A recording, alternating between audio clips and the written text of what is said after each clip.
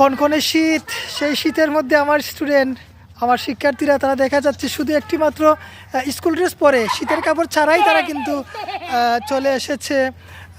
তাদের ঠান্ডা খুব কম লাগতেছে মনে হয়। কি রামিম, তোমার কি ঠান্ডা কম লাগতেছে? আর রিয়াদের ঠান্ডা কম লাগতেছে, স্যারের কিন্তু অনেক বেশি ঠান্ডা লাগতেছে, জানি না কেন, খুব বেশি ঠান্ডা লাগতেছে। ভালো আছো? জি স্যার। আচ্ছা, কেমন লাগতেছে? অনেক ভালো লাগছে। ভালো লাগতেছে, ঠান্ডা বেশি নাকি? জি স্যার। আচ্ছা, আসলে অনেক ঠান্ডা, চারদিকে অনেক কুয়াশাও কিন্তু রয়েছে। সূর্য মামার কিন্তু দেখা নেই, সূর্য মামা যেন কোথায় হারিয়ে গেছে।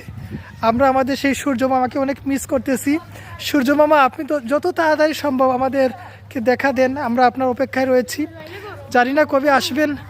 আমাদের কিন্তু প্রচুর ঠান্ডা লাগতেছে। সূর্য মামা, আপনি কি শুনতে পাচ্ছেন? আমরা আকাশের দিকে তাকাই, সূর্য মামা আকাশে নেই, সব জায়গায় হ্যাঁ কুয়াশা, ঠান্ডা, সব কিছু সূর্য মামাকে ডেকে দিয়েছে।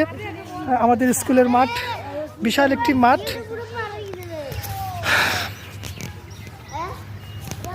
খুব ভালো লাগতেছে আজকের দিনে। সবাইকে শুভেচ্ছা।